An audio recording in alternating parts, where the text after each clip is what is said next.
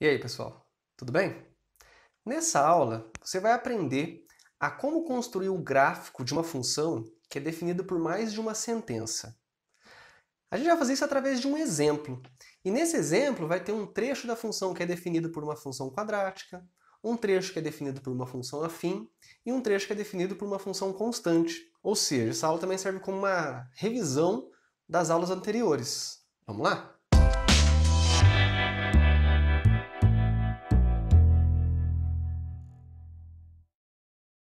Beleza, gente. Para a gente aprender a fazer essa construção de um gráfico de uma função definida por mais de uma sentença, é mais fácil a gente partir de um exemplo. E vai ser esse exemplo que a gente vai ficar nessa aula aqui. Então eu tenho uma função cujo domínio lá é do zero ao infinito. São só os números positivos ou nulos, né? E o contradomínio são os reais. E ele é definido pela seguinte relação, pelas seguintes relações, né, no plural. Ela vale menos x ao quadrado mais 2x mais 3 se o x estiver entre 0 e 3. Ela vai valer 2x menos 6 se o x estiver entre 3 e 6. E vai valer 8, constante, se o x for maior que 6. Então tem três sentenças que definem essa função para cada intervalo específico de x aqui. Beleza? A gente já viu sobre funções definidas por mais de uma sentença em aulas anteriores, mas aqui a gente vai focar no gráfico dela. Como que a gente faz isso? O primeiro passo é o seguinte: a gente constrói o gráfico só do primeiro trecho. A gente considera a função como se fosse simplesmente menos x² mais 2x mais 3, que é a primeira, e a gente corta o que tiver fora do intervalo entre 0 e 3. Então a gente só vai considerar esse intervalo aí, entre 0 e 3, considerando o 0 e considerando o 3, né? Tem um menor ou igual nos dois. Depois a gente faz o gráfico como se a função fosse simplesmente 2x menos 6. Só que a gente só considera o trecho entre 3 e 6, sendo que no 3 seria ali uma bolinha aberta, né? Porque o x é maior que 3, não maior ou igual. E, terceiro passo, a gente constrói o gráfico da função constante, 8. f de x igual a 8. Só que a gente só vai considerar o trecho em que x é maior que 6. Então, basicamente, é construir os três gráficos e considerar os trechos que está colocado lá. Se x está entre tal e tal. Esse é o trecho que a gente vai considerar. E no final das contas, a gente reúne todos esses três gráficos, aqui no caso, em um só. Beleza? Então, vamos começar com a primeira função aqui, ó, menos x² mais 2x mais 3.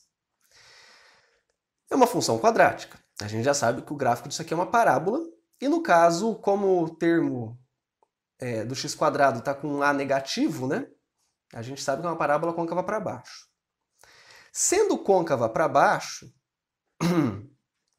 a gente já sabe mais ou menos o formato que ela vai ter. E aí, para a gente saber exatamente como que ela vai se comportar, a gente precisa calcular as raízes e o vértice. São os pontos principais que a gente viu na aula anterior, inclusive. Então, primeiro calculando as raízes. A gente calcula o delta, que é b² menos 4ac. Então, b² é 2², menos 4 vezes o a, que é menos 1, vezes o c, que é 3. Isso aqui, se você fizer a conta, você vai ver que vai dar 16.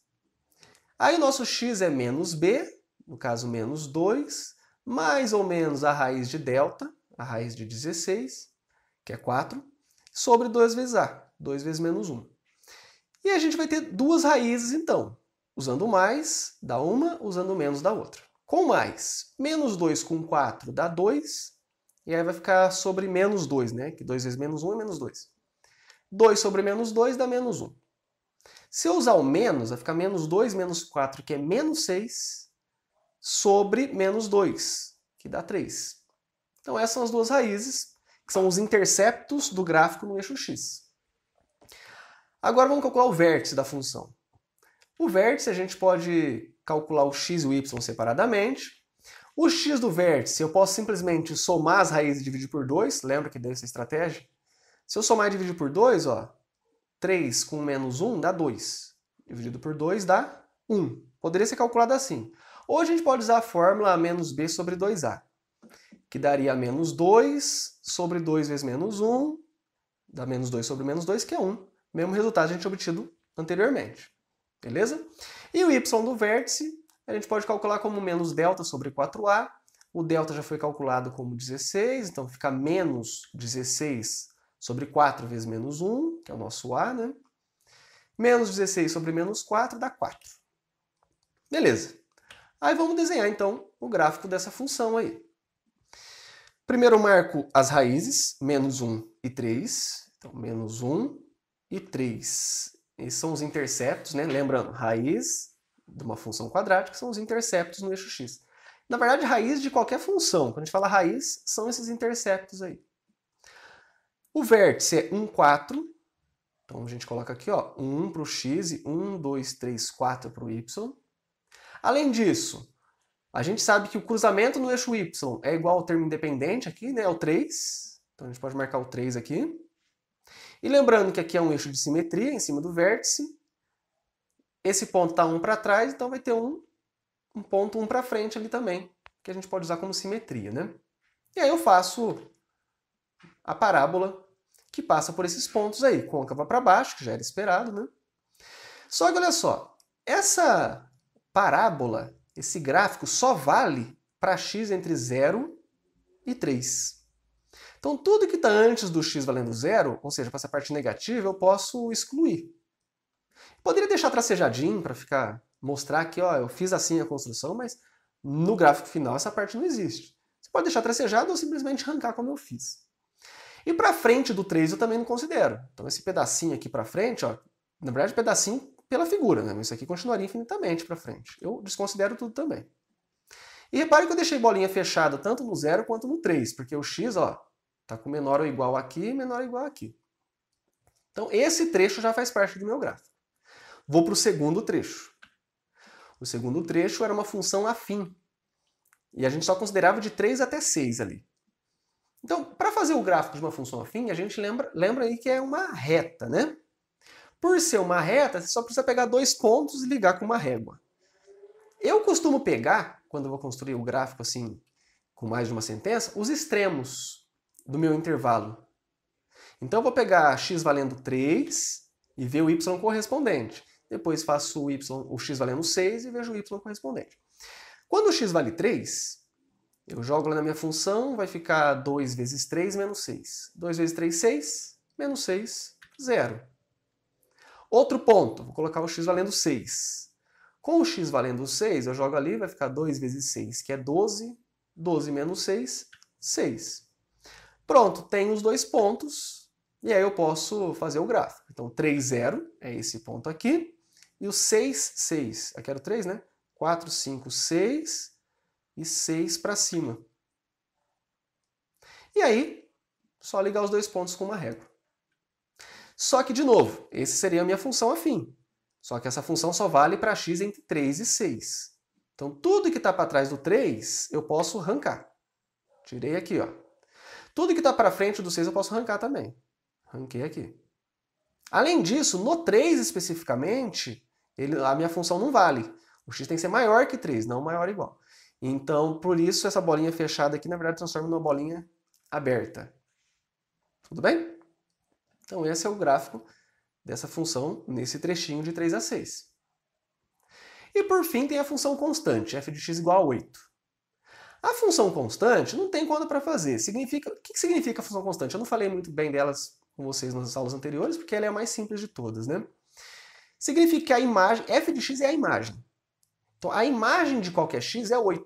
Ou seja, o y é 8 constante. O gráfico de uma função constante é uma reta horizontal. Aqui, ó, passando, no caso, pelo 8. 8 de altura. Tudo bem? Então, função constante, o gráfico é uma reta horizontal com a altura do que ela é igualada. Ela é f igual a 8, então a altura é 8. Y valendo 8.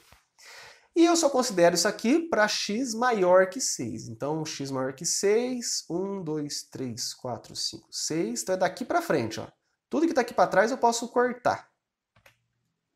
E bolinha aberta, porque é x maior que 6, não maior ou igual.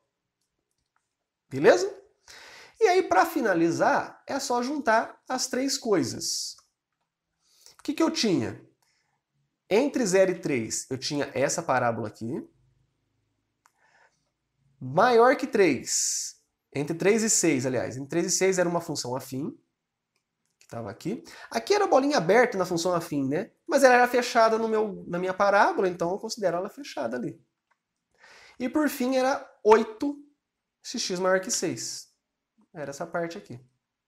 Pronto. Esse é o gráfico dessa função com essa definição aqui. Beleza? Uma coisa, aqui também teria que ser uma bolinha fechada. Eu acho que na hora de colocar umas coisas aqui eu devo ter deixado para trás. Mas aqui é uma bolinha fechada, porque o zero entra no domínio da minha função, né? Agora observe o seguinte, ó, essa função ela partiu lá do zero, tal, juntou com outra, e aqui, da primeira parte para a segunda, a gente conseguiu conectar as duas funções, né? A gente fala que nesse caso essa função estava contínua. Você conseguiria desenhar ela sem tirar o lápis do papel. E dessa segunda expressão para a terceira, a gente deu um salto. A função aqui foi não contínua. Você teria que tirar o lápis para conseguir continuar a desenhar ela. A gente vai ver essa história de continuidade de funções melhor dentro do assunto específico de cálculo, daqui a algumas aulas. Mas é bom a gente já comentar. A função, então, quando tem continuidade assim, a gente fala que é uma função contínua naquele ponto, e quando tem um salto, a gente fala que ela é descontínua naquele ponto. Tudo bem? Pessoal, era isso que eu queria passar para vocês nessa aula. Era uma aula um pouco mais curtinha, só para a gente ver como que a gente pode traçar esses gráficos com mais de uma sentença e também já aproveitar para revisar os conteúdos anteriores. Tudo bem? Espero que tenham gostado. Até mais. Tchau para vocês.